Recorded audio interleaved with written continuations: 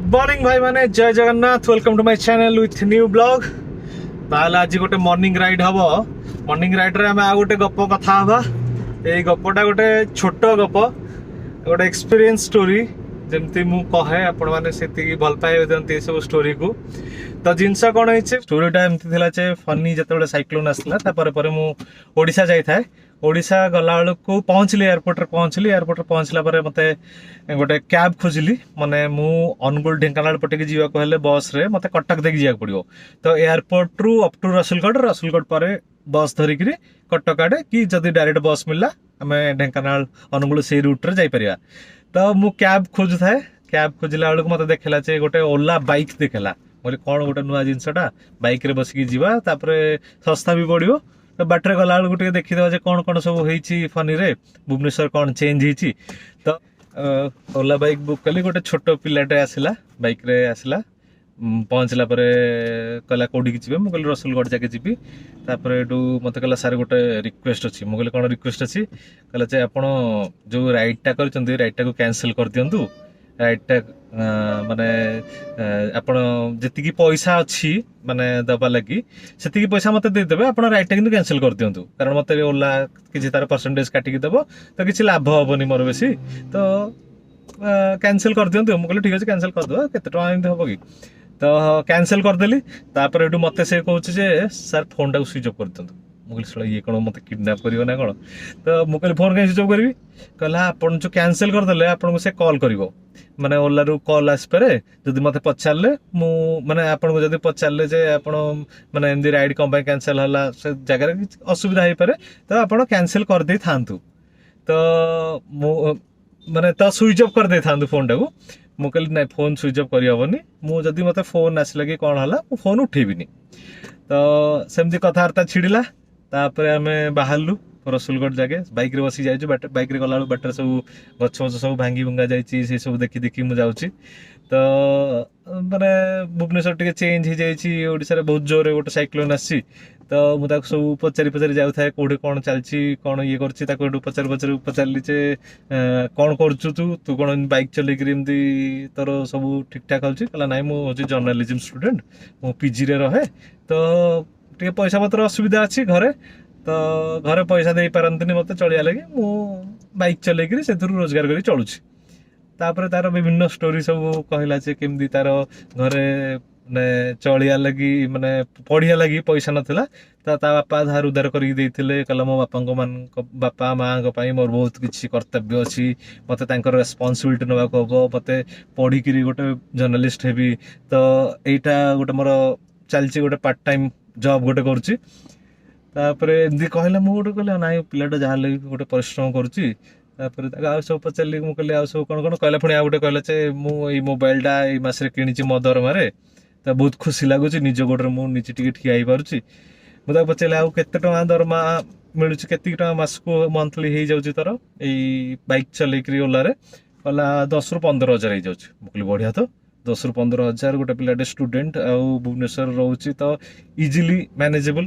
तापर मु कहली ना 10 ରୁ 15 हज़ार मुझे रोली भुवनेश्वर रोली 4-5 वर्ष तले 5-6 वर्ष तले से मु 2500 टकर चली जाऊँगी। बोले 10-15 हज़ार तो काफी अच्छी। तो 10-15 हज़ार टकर तो चली जा इजी हम। तो किसी असुविधा हो न घर को भी पैसा पठाऊ ये करूँ कहला सार निजे एकुटिया थिले चली हो जदि आप डबल अच्छा चलिया कष्ट। मुझे डबल कौन कहले जब आप गर्लफ्रेंड फर्लफ्रेंड अच्छी ताको गिफ्ट दियो ताको ये कर ताको बुले नियो एमती सब कला बेलू टे 15,000 टका चलिया कष्ट हो। तो यही गपटा मु पोस्ट करी मोर गोटे फेसबुक पेज अच्छी कवितार कर्मशाला से पोएट्री कहानी छोट छोट कहानी से पोस्ट करे से अणुगल्प बोली गोटे पोस्ट करी गपर ना था टिके कष्ट हुए। तो सेटा लोक मैंने बहुत भल पाइबा देते।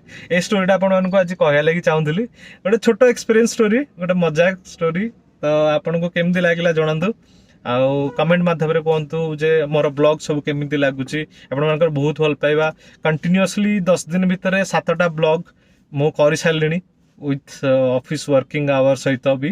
तो नुआ नुआ कंटेंट ସବୁଥର डिफरेंट डिफरेंट कंटेंट गोटे राइडिंग ब्लॉग हो गला गोटे स्टोरी ब्लॉग हो गला गोटे फूड ब्लॉग एवं रिसेंट लास्ट ब्लॉग थिला फूड ब्लॉग थिला तापर गोटे पोएट्री ब्लॉग भी हैला पोएट्री ऊपर गोटे हेतिला वीडियो तो टिके मु ट्राई करूछु टिके वैरायटी आपण मानको दबा लागि आपण मानको केमिति लागुची जणांतु आउ किछि मतामत थिले जणांतु आ जदि आपण मानकर केही सांग साथी को माने भी सब सुनिया लागि भल पांती ए ब्लॉगिंग चैनल को सब्सक्राइब करिया लागि चाहंती तो जल्दी जणांतु आ आपण मानकर एमदी भल पाइबा दउथांतु सो स्टे ट्यून मो आहुरी बहुत सारा नुआ गप नुआ कहानी निजर पर्सनल एक्सपीरियंस जहाँ भी अच्छी से सब नहीं आपण निकट को आसीबी तो से पर्यंत देखुतांतु stay tune thank you stay home stay safe धन्यवाद।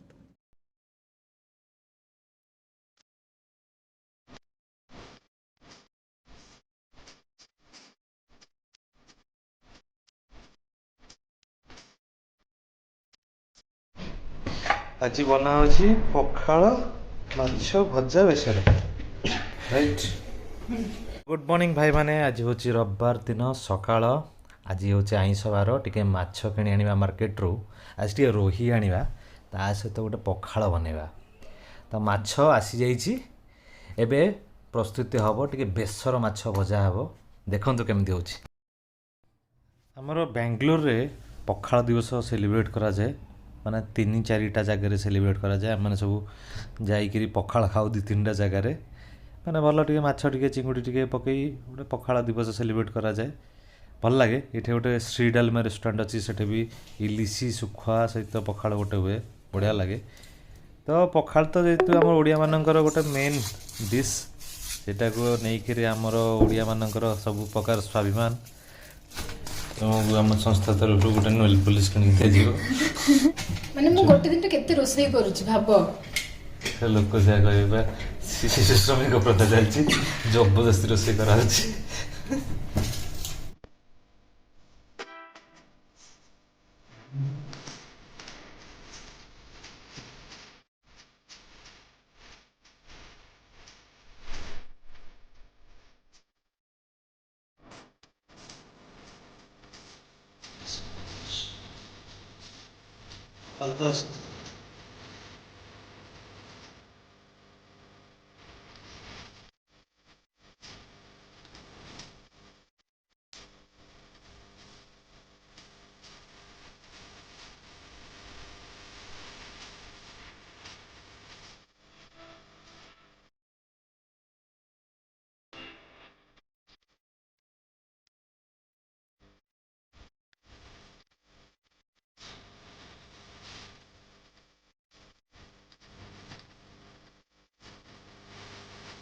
कौन आमको पठातु वीडियो देखु निजे बनातु निजे बनातु हमको पठातु बने बने आंटी बोलने हमर रोसिया माने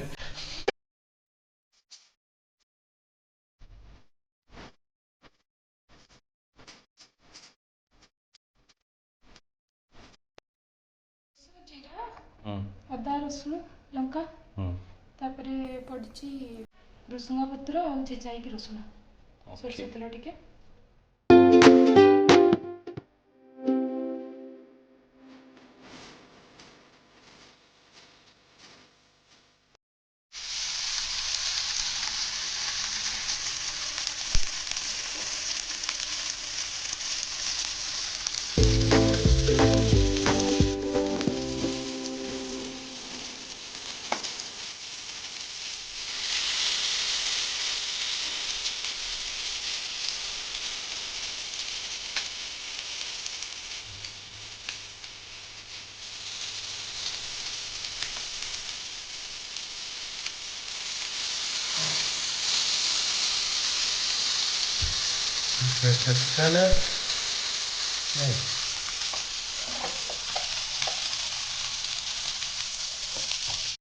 ताले माछ भजाटा रेडी हो जाइए अलग प्रकार कलर और स्मेल भी जबरदस्त आस माने बेसरटा पड़ी सारा माछ सहित गोटे अलग कॉम्बिनेशन ता सहित आमर टिके आउ टिके आलू चकटा भी टिके करद देखिया केमती लगुच।